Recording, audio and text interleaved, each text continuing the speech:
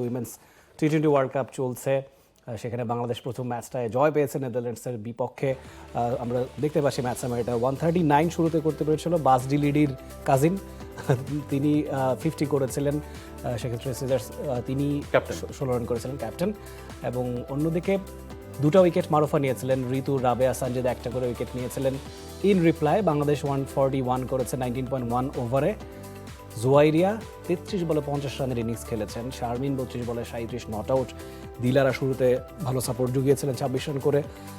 বাংলাদেশ 6 উইকেটে ম্যাচটা জিতেছে মাহফুজ। এবং জুয়াইরিয়ার কথাই যদি শুরুতে বলি আর কি, মানে আগের যে প্রস্তুতি ম্যাচ ছিল আয়ারল্যান্ডের এগেনস্টে, সেখানেও তিনি হাফ সেঞ্চুরি করেছিলেন এবং মোটামুটি সিমিলার স্ট্রাইক রেটে তিনি ব্যাট করছেন।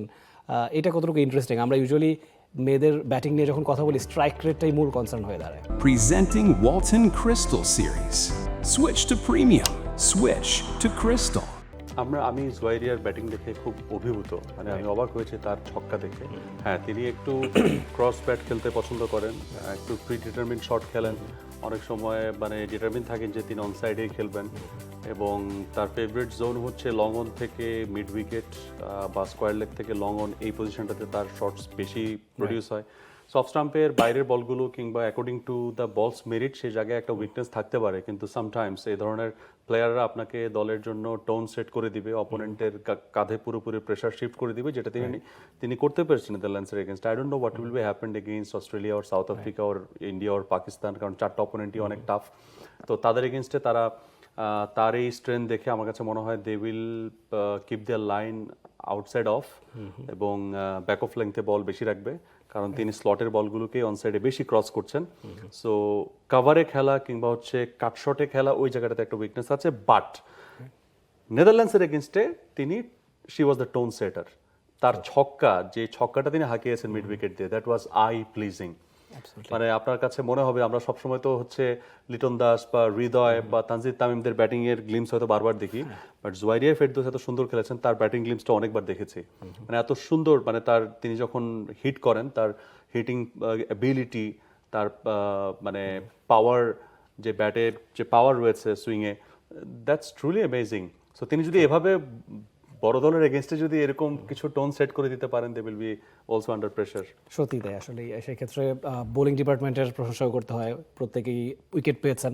মারুফা 2টো উইকেট পেয়েছেন এবং প্রথম বলেই উইকেট নিয়ে। মারুফার ব্যাপার বলতে গেলে আসলে কি, আমাদের ছেলেদের টিমের পেস ব্যাটারি যতটা সমৃদ্ধ হয়েছে, আমরা সময় বলে থাকি উইমেন্স টিমের পেস ব্যাটারি কবে সমৃদ্ধ হবে। মারুফার মতো আরও 2-3 আসলে নিশ্চয়ই স্ট্রেংথটা একটু বাড়তো। আপনার মারুফা, এটা হচ্ছে তৃষ্ণার উপর ডিপেন্ড করতে হচ্ছে বা হচ্ছে ঋতুমণির উপর ডিপেন্ড করতে হচ্ছে, সেই জায়গায় হয়তো বা পেস কিছুটা কম, বা এখানে ফিটনেস ইস্যু যদি আপনি চিন্তা করেন, তাহলে ডেফিনেটলি তাদের কাজ করার অনেকগুলো জায়গা আছে। So Bangladesh they still are searching যে বাংলাদেশের মেয়েরা এরকম আরো উঠে আসবে মারুফার মতো। We need some more Marufas. এবং সেখানে যদি আমরা অন্যান্য দেশের যে পেস দেখি, সেই পেসের দিক থেকেও যদি আমরা আরেকটু পেস বাড়াতে পারি, তাহলে হয়তো এটা আমাদের জন্য ভালো হবে। স্পিনে we are always good. Rabeya যেভাবে বল করেছেন, অ্যামেজিং। এবং সেই বলগুলো রিড করাটাও কিন্তু টাফ হচ্ছিল। সো রাবেয়া এবং সেই জায়গা থেকে মারুফা, দে আর টু গুড। অ্যাবসলিউটলি, আমরা নিশ্চয়ই হোপফুল হব পরের ম্যাচগুলোতেও বাংলাদেশ ভালো করবে এবং tough opponents are ahead. Let's see বাকি অংশে বাংলাদেশ উইমেন্স টিম কেমন করে।